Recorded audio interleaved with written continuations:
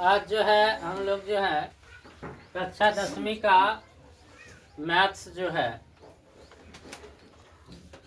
में जो है एक सवाल है जो जो अभी जो है 10वीं कक्षा की जो परीक्षा हुई है गवर्नमेंट स्कूल में, उसमें जो है पूछा गया है एक सवाल कि रैखिक समीकरण विधि, अर्थात समीकरण से एक सवाल पूछा गया है जिसको बीज गुणन के माध्यम से जो है x और y का वैल्यू निकालना है, अर्थात समीकरण को हल करना है। इससे पहले हम लोगों ने जो है इस समीकरण को विभिन्न विधियों से किया है, चाहे विलोपन विधि हो, प्रतिस्थापन विधि हो, और जबकि बीज गुणनखंड विधि से भी हम लोगों ने इसका हल किया। लेकिन छात्रों के द्वारा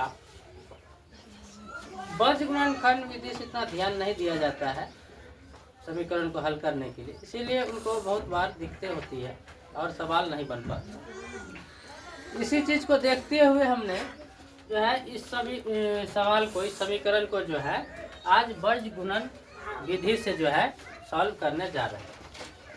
तो ये सवाल आपको जो है, ये दो समीकरण दिया हुआ है इस सवाल में, 2x + 3y = 17 दिया हुआ है और 3x - 2y = 6 दिया हुआ है, 6 दिया हुआ है।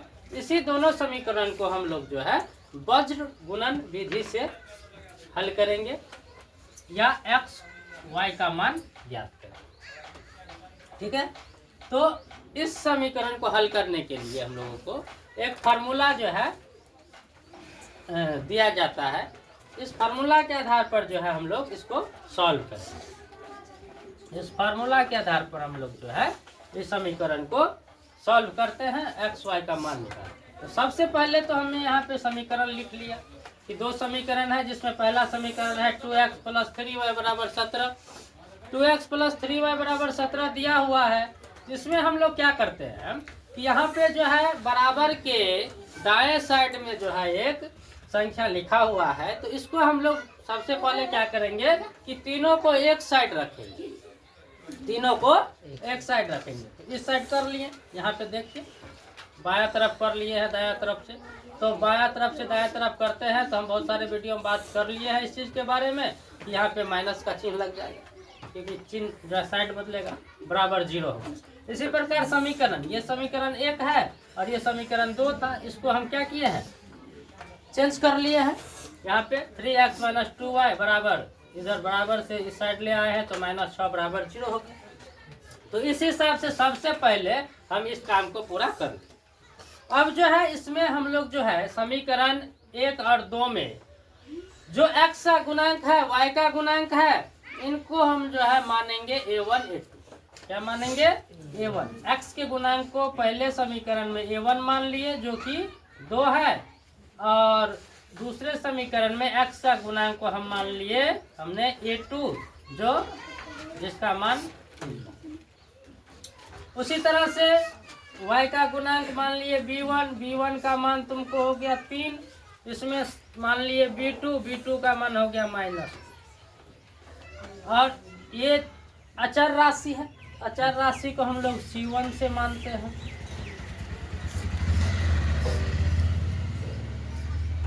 c1 और c2 से, तो इसमें हो गया, तो c1 का मान हो गया -17 और c2 का मान हो गया -6। हम इधर से बराबर मान रख के नहीं बनाते हुए हमने क्या किया है, समीकरण को जो है एक ax² + bx + c के रूप में जो है रख के जो है इस समीकरण को, क्योंकि समीकरण का जो मान होता है, जो व्यवस्था है, इसका व्यवस्थित करने का जो तरीका है, जो समीकरण 2 चर वाला समीकरण को हम लोग जो है बहुपद को लिखते हैं तो ax² + bx + c के रूप में लिखते हैं। तो इस हिसाब से इस समीकरण को हमने क्या किया, व्यवस्थित किया, द्विघात बहुपद के समीकरण के आधार पर इसको व्यवस्थित करते हुए इस रूप में इसको लाया। ठीक है, ये चीज़ विशेष है, इसीलिए बार बार इसको ध्यान में रखना है। अब जो है हम लोगों ने c1 c2 b1 b2 a1 a2 के माध्यम से दोनों समीकरणों में x y के गुणांकों को दर्शाया। अब इसके बाद हम लोग जो है ये जो फार्मूला दिया हुआ है इस फार्मूला के आधार पर इन सभी वैल्यू को बारीकी बारीकी से रखेंगे। तो समीकरण है x बट्टा formula b1 c2 minus b2 c1। अब इसका जो है बराबर हम लोग जो करते हैं वो अचर राशि के साथ करते हैं, अर्थात 1 बट्टा a1 b2 minus a2 b। ये रख लिए। ये फार्मूला जो है x का संबंध इसके साथ और y का भी संबंध अचर राशि के साथ ही लिखेंगे, तभी हमें x और y का वैल्यू समीकरण से प्राप्त होगा।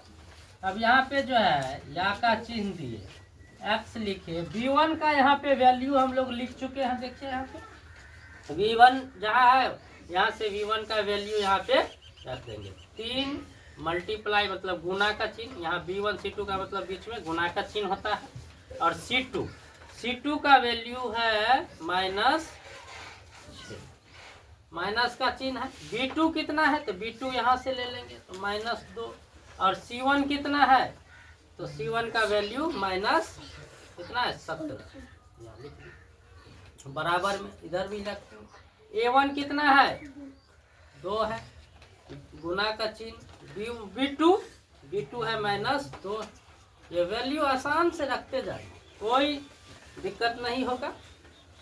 a2 कितना है 3 है और b1 कितना है 3 है। तो x बट्टा गुना कीजिए, यहाँ प्लस माइनस 6 या 18, यहाँ पे माइनस प्लस। ये माइनस का चिन्ह तो पहले से है घटा में फार्मूला में, और यहाँ पे देखेंगे कि माइनस क्या होता है प्लस होता है।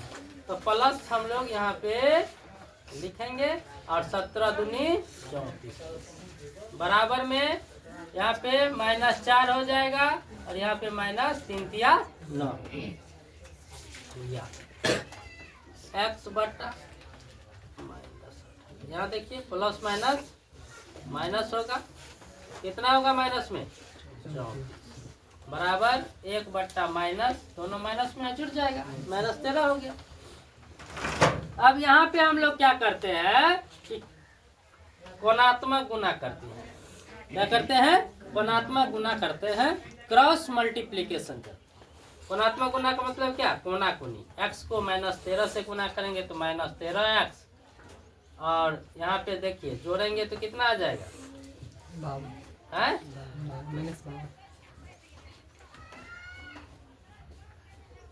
-52। एक ही बार जोड़ के हम यहाँ पे लिख दिए क्रॉस मल्टीप्लिकेशन। ये दोनों साइड माइनस है तो कट जाएगा, माइनस कैंसिल हो गया, तो क्या बच गया 13x बराबर 52। या x बराबर कितना 52 बट्टा। अब 13 के पहाड़ा से कट जाएगा 52, 13 चौके 4 हो गया। तो x का जो वैल्यू आया यहाँ पे इस समीकरण में वो कितना गया 4 आ गया। अब इसी तरह से हम क्या करेंगे, y का भी वैल्यू निकाल लेंगे आसानी से इस फार्मूला के आधार पर। चलिए इसमें लिख देते हैं y बट्टा c1 a2 minus c2 a1 बराबर 1 बट्टा a1 b2 minus a2 b1।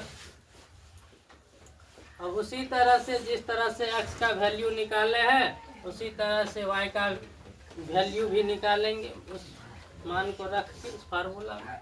तो c1 कितना आया है -17 और a2 कितना है 3 है, c2 कितना है -6 है, a1 कितना है 2 है बराबर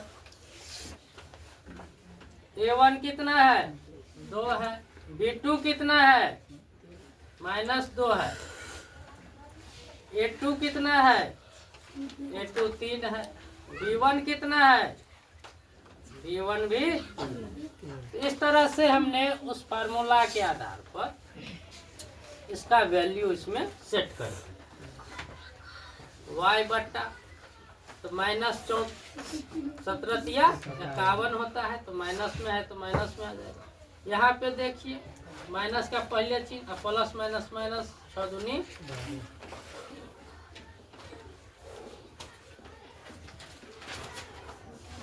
माइनस माइनस प्लस 12 हो गया। यहाँ पे y बटा कितना 51 में से अगर हम 12 घटाते हैं तो हमें कितना प्राप्त होगा? माइनस 39 बराबर 1 बटा माइनस 13। यहाँ भी क्रॉस मल्टीप्लीकेशन करेंगे, कोणात्मक गुना करेंगे तो 13 को माइनस तो माइनस 13y बराबर माइनस। तो अब यहाँ भी देखिए दोनों तरफ माइनस है तो माइनस माइनस।